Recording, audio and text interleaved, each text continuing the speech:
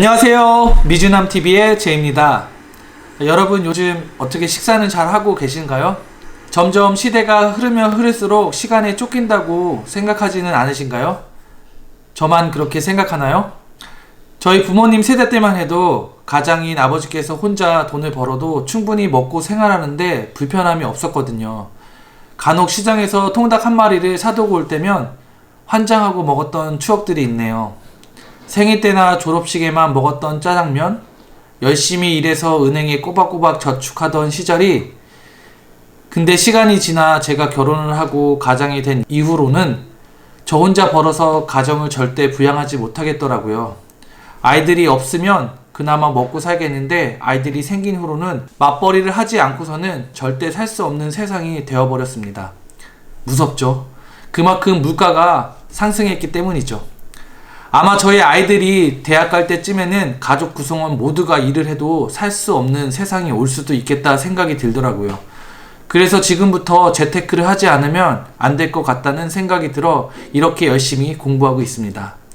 여러분들은 저보다 바쁘시니 제가 열심히 공부를 하고 나누어 드리도록 하겠습니다. 대신 구독과 좋아요 많이 부탁드립니다. 그리고 구독자 여러분들의 소중한 댓글 하나하나 잘 읽어보고 있어요. 너무 감사를 드립니다. 최대한 댓글에 답장을 드리도록 하겠습니다. 그리고 영상을 만들 때마다 댓글에서 가장 많이 하는 질문들 몇 가지를 골라 말씀을 드릴게요. 많이들 질문하시는 것 중에 금을 사는 게 좋은가요? 은을 사는 게 좋은가요? 라는 질문들을 많이 하시더라고요. 간단합니다. 금이 올라가면 은도 같이 올라가고 금이 떨어지면 은도 떨어집니다. 그러나 금이 상승할 때 되면 은은 훨씬 더 빠른 속도로 상승하게 됩니다. 그런 말을 바꾸면 금이 떨어지면 은은 훨씬 더 빠른 속도로 하락하게 됩니다. 즉 은은 하이 리스크 하이 리턴이죠. 경기가 침체 시에는 은을 투자하시면 안 됩니다. 그런데 경기가 회복될 시점부터는 금보다 은이 훨씬 더 빠르게 상승하니 은에 투자하셔야 합니다.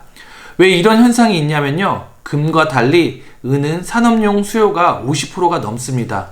그리고 은이 금속 중에 전기 전도성과 열 전도성이 가장 좋기 때문입니다. 보통 전기를 보낼 때 구리를 많이 사용하는데 은이 비싸서 그렇습니다. 그래서 고급 제품을 사용할 때는 주로 은을 사용합니다. 특히 요즘 대체 에너지라 불리우는 태양열판을 만들 때 사용이 많이 됩니다. 이런 걸 포함해서 산업용을 많이 쓰이기 때문입니다. 그래서 불경기에는 금보다 값이 더 빨리 하락하는 이유입니다. 은은 산업과 직접적으로 관련되어 있기 때문에 대신 경기가 회복될 때에는 은이 짱입니다. 앞으로 달러 가치가 계속해서 줄어들 것이고 대체 화폐가 필요할 시점에서 새로운 디지털 화폐의 전환이 된다면 금과 은값은 앞으로 10년 동안 최고의 수혜를 받지 않을까 생각해 봅니다.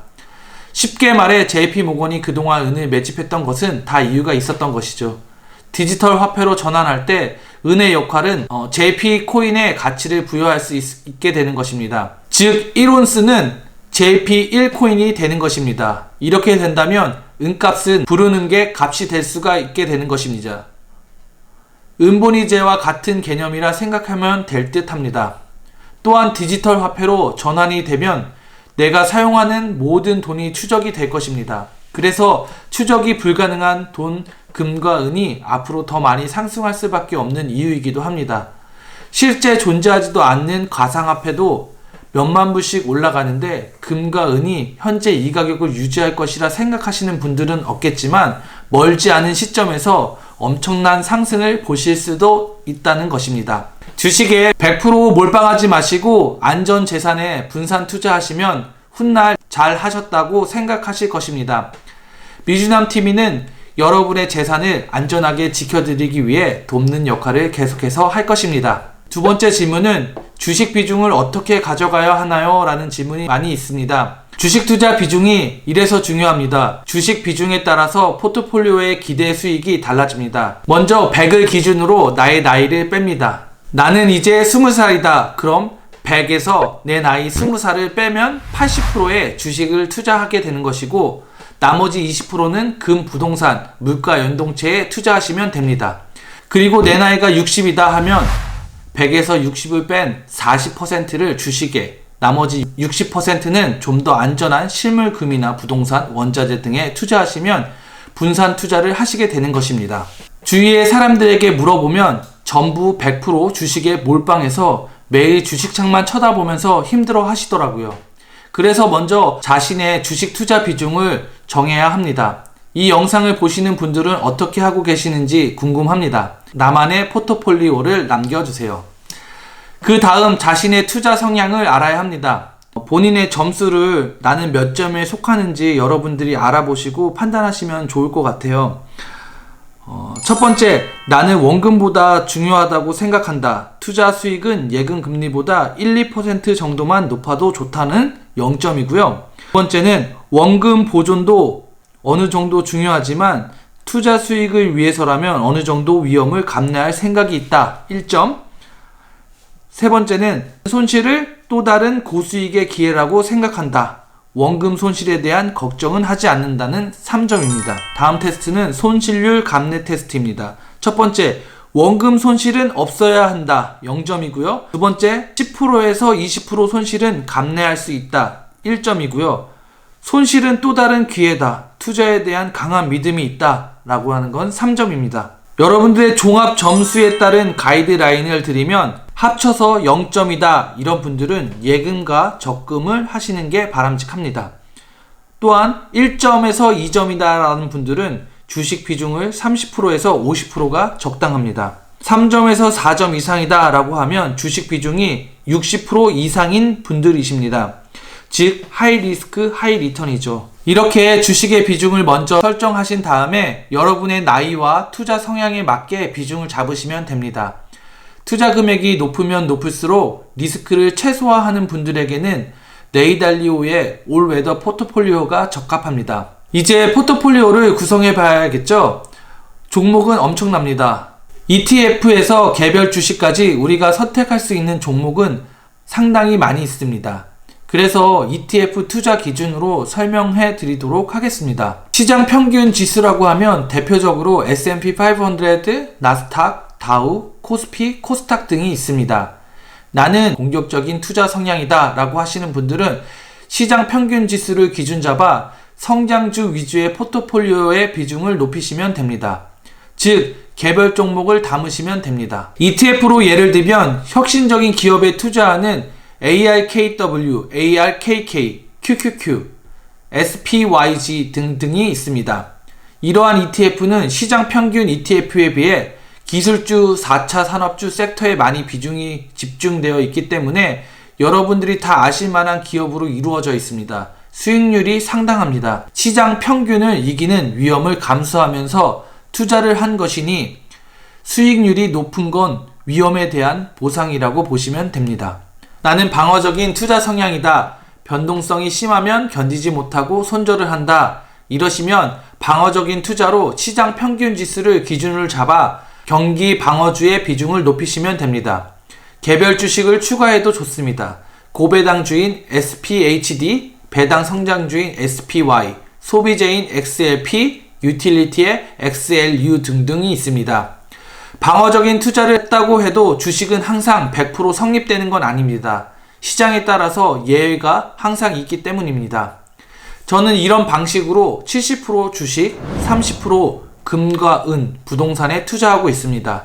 주식에 100% 몰빵하지 않아도 분산 투자로 안전하게 4차 산업혁명주에 잘 올라타셨다면 수익률이 어마어마하실 거라 생각이 듭니다.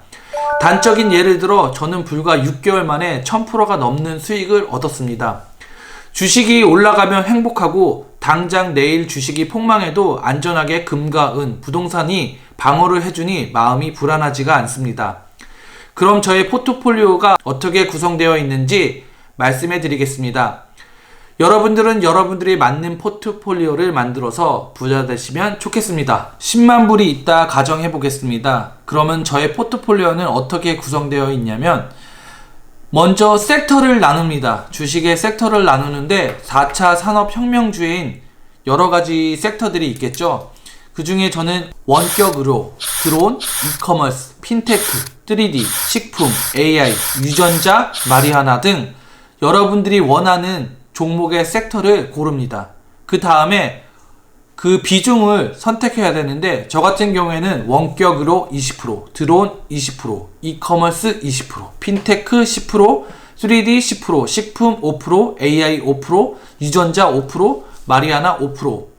업종별 금액은 원격 의료가 20%니까 2만 불, 드론은 마찬가지로 20%니까 2만 불, 이커머스도 20% 2만 불, 핀테크 10% 만 불, 3D 만 불, 식품 5천 불, AI 5천 불, 유전자 5천 불, 마리아나 5천 불이 되겠습니다. 이러한 비중은 제가 4차 산업혁명에 따른 저만의 비중을 둔 것이니까 이 비중도 여러분들이 조정해서 선택하시면 될 것 같아요. 여러분의 성향과 저의 성향이 각각 다르기 때문에 여러분들이 원하는 섹터에다가 투자를 하시면 더 좋을 듯 합니다.